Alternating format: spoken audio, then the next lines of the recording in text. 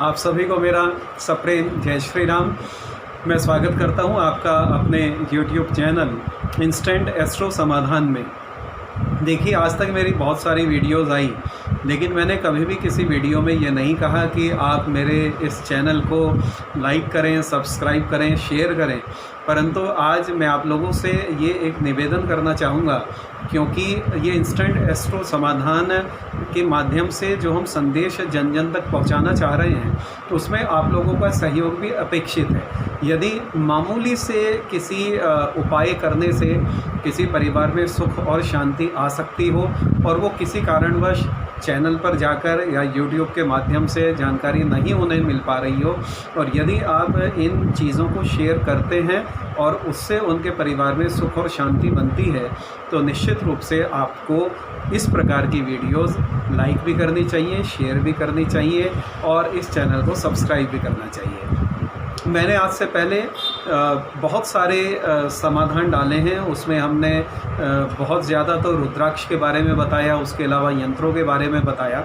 आज मैं जिस चीज़ की चर्चा करने वाला हूँ वो है पितृदोष। पितृदोष के कारण बहुत से परिवारों में सुख और शांति का सर्वथा अभाव रहता है।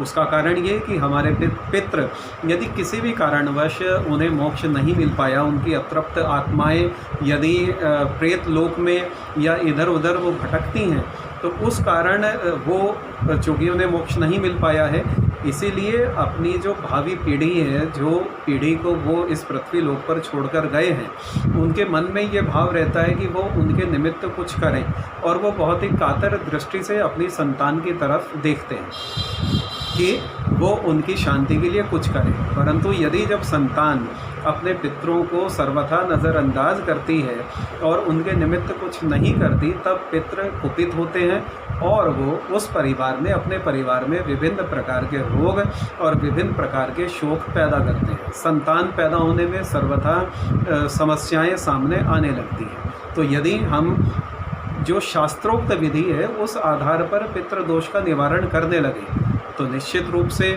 जो हमारे वैदिक समाधान है, वैदिक समाधान को हम पूर्ण विधि और विधान से यदि करते हैं तो कई हज़ार रुपए का उसमें खर्च आता है। मैं ये नहीं कह रहा हूँ कि हमें वैदिक समाधान नहीं करना चाहिए, आपको वैदिक समाधान भी करना चाहिए, कर्मकांड के माध्यम से भी करना चाहिए।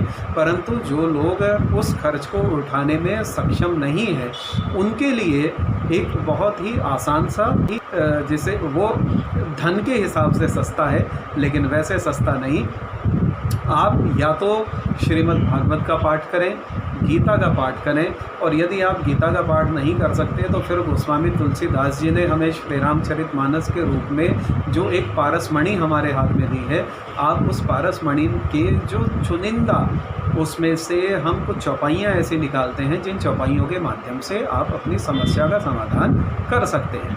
तो आज यदि आपके परिवार में या कुंडली में ऐसा कुछ ज्योतिषी बताते हैं कि आपकी कुंडली में पितृदोष स्पष्ट तौर पर है, तो मैं आपको ये निवेदन करना चाहूँगा कि श्री रामचरितमानस आप खोलें, श्री रामचरितमानस का अयोध्या कांड, और उस अयोध्या कांड का 101वां दोहा जो केवट प्रसंग का है, कि केवट ने जब भगवान राम को गंगा जी पार करनी थी, और पार करने के समय में केवट के साथ का जो प्रसंग है, आप उस प्रसंग में से अयोध्या कांड का 101वां दोहा, उस दोहे को मैं आपको बताता हूँ। जब आप देखेंगे तो पद पखारी जलु पान करी आप सहित परिवार, पितरु पार करी प्रभु ही पुनि मुदित गयऊ लई पार। इस दोहे का आप नित्य प्रति एक माला, अर्थात 108 बार आप इसका पाठ करें और 9 दिन तक लगातार आप इसका पाठ करें। उसके बाद अपने पितरों के निमित्त कुछ दान अपने निकटस्थ